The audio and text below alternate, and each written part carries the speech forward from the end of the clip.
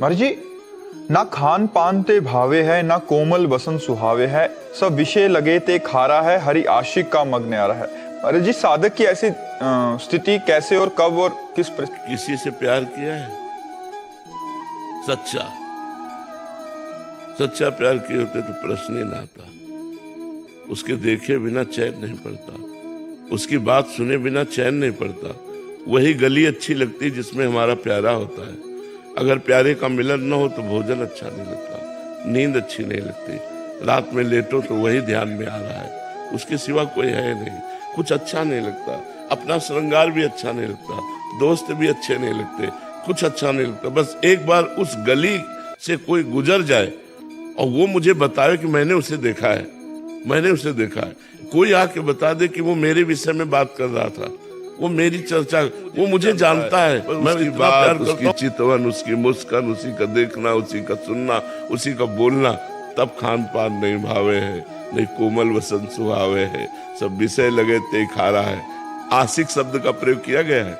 हरि आशिक, आशिक जो होता है ना, आशिकी एक बड़ी गजब की चीज होती है।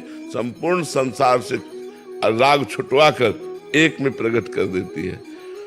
एक धनुर्दास जी थे, उनको अपनी पत्नी में बहुत प्यार हो गया था। इतनी सुंदर वो थी और इतना उनको प्यार हो गया था कि वो देखते ही रहते थे। वो ऐसे नहीं जैसे बाजार से सामान लाना लेके जाते थे, पत्नी सीधे चल रही और आप उल्टे चल रहे, छाता लगा के कि धूप न लग जाए, और ऐसे मतलब अपार प्यार पत्नी से। लोग हंसी उड़ाते, लेकिन उनको इसकी किसी की परवाह नहीं थी। रंगनाथ जी के आचार्य को उनके शिष्यों ने बताया कि आज हमने बाजार में एक आदमी ऐसा देखा जो अपनी पत्नी पर इतना आसक्त है कि वो बैग चल रहा है, वो बैग चल रहा है, पत्नी सामने से आ रही है, वो छाता लगाए से। तो उन्होंने कहा तो बहुत आशिक आदमी है, इसकी जरूरत तो हमको है, गए हमको मिलाओ। गए तो बाजार में वो सामान खरीद रही थी, वो एकटक अपनी पत्नी को देख रहे थे। प्यार प्यार होता है, किसी की परवाह नहीं करता प्यार। वो नजदीक गए और उन्होंने कहा तुम इतना अपनी पत्नी में आसक्त क्यों हो? वो कहा बहुत सुंदर है। बोले इससे सुंदर अगर हम आपको दिखा दें? बोले हो ही नहीं सकता।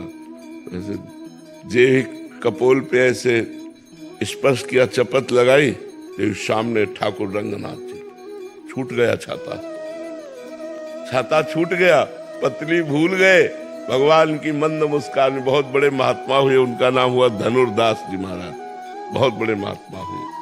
तो आशिकी जब प्रबल हो जाती है, अपने प्यारे के बिना जीना मुश्किल हो जाता है। अपना प्यारा नजदीक होता है तो डर लगता है कहीं छूट न जाए, एक भय लगा रहता है कि कहीं हमारा बिछोह ना हो जाए, कहीं कुछ हो ना जाए। मतलब वो हर समय अपने प्यारे के विषय में, तब उसे खान पान अच्छा नहीं। खान पान अच्छा जब लगेगा जब प्यारा साथ होगा। प्यारे के बिना खान पान नहीं भावे है, नहीं कोमल वसन सुहावे है, सब विषय लगे ते खारा है, हरि आशिक का मग। प्यार बहुत बड़ी चीज है। देखो एक आप चपत लगा दिए तो अरे वो तो भाव दशा होती महापुरुषों में, कभी ऐसी भाव दशा उनकी होती है कि वो ऐसे कर दिए, जीव का कल्याण कर दिए। थप्पड़ मारने से भगवत साक्षात्कार। तो आचार्यों में इतनी सामर्थ्य होती है, वो कृपा करके जिसको चाहे पापी से पापी को भी भगवान का दर्शन तुरंत करवा दे। हमारे यहाँ नरवाहन जी हुए हैं, बहुत बड़े डाकू थे, पूरे ब्रजमंडल में थर थर कांपता था ब्रजमंडल, और यहाँ जो आता था उसको कर देना होता था राजा नरवाहन को। तो हरिवंश महाप्रभु राधा वल्लभ जी को लेकर जब वृंदावन आए तो मदन टेर पे विराजमान हुए, और ये सूचना उनके सेवकों ने, नरवाहन के सेवकों ने दी, और उन्होंने बताया कि ऐसे महापुरुष है कि हमारी हिम्मत ही नहीं कि मैं कर मांग लूं उनसे।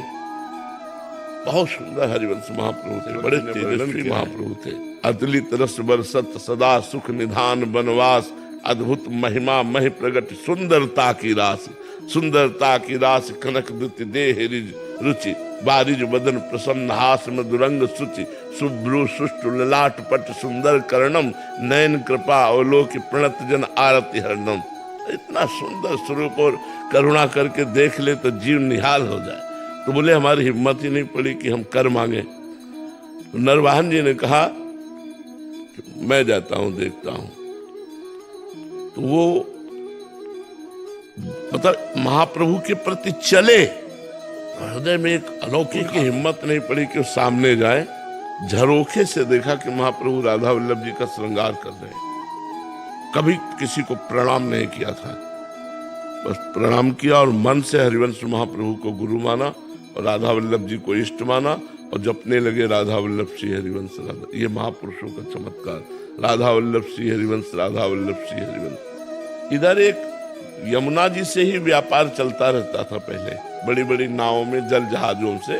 तो यमुना जी से एक व्यापारी जा रहा था, जैनी, करोड़ों असरफियों का व्यापारी था वो, स्वर्ण आदि का सब। तो नरवाहन के हजारों सैनिकों ने आक्रमण करके उसके सैनिकों को मार डाला, उसको बंदी बना लिया। मांगा था करने, उस व्यापारी युद्ध किया, इसलिए जितना माल है इससे डबल माल हमारे पास पहुंचाओगे तब तुम्हें छोड़ेंगे, नहीं तो फांसी की सजा देंगे। और उसको जेल में बंद कर दिया। और उसने कहा इतना हम कहाँ से लाएं, जितना ये है इसी व्यापार, ये मूलधन है, अब इसी से तो हम अपना काम चलाते थे, हम कहाँ से लाएं। तो निश्चित की गई कल फांसी की सजा होगी उसकी। नरवाहन जी इन सबसे अलग होकर एकांत में राधा वल्लभ श्री हरिवंश, राधा वल्लभ श्री हरिवंश। एक दासी जो थी वो नरवाहन जी को जो सेवा में उपस्थित रहती थी, उसने भोजन लिया और जैनी के पास जाकर कहा आज खा ले रात्रि में, कल तुझे दिन में फांसी की सजा होगी। उसने कहा कोई बचने का उपाय? बोले बराबर का धन दे दीजिए। तो बोले वो तो है नहीं। तो बोले एक उपाय काम कर सकता है, तुम जोर से, अभी हम जब भोजन दे के चली जाए तो जोर से चिल्लाना राधा वल्लभ श्री हरिवंश, राधा वल्लभ श्री हरिवंश, राधा वल्लभ श्री हरिवंश, राधा वल्लभ श्री हरिवंश। मुझे 100% विश्वास है कि तुम्हारे प्राण बच जाएंगे। अब प्राण फांसी की सजाओ किसी को अरे वो जी जान से शुरू हुआ रात्रि में राधा वल्लभ, तो सांसारिक चिंतन भी कर सकता है। और राधा नाम जब करते हुए अगर सांसारिक चिंतन करेगा तो डिलीट करता जाएगा, वो उसको नष्ट करता जाएगा। तो समय मिले तो थोड़ा एकांत भी जप कर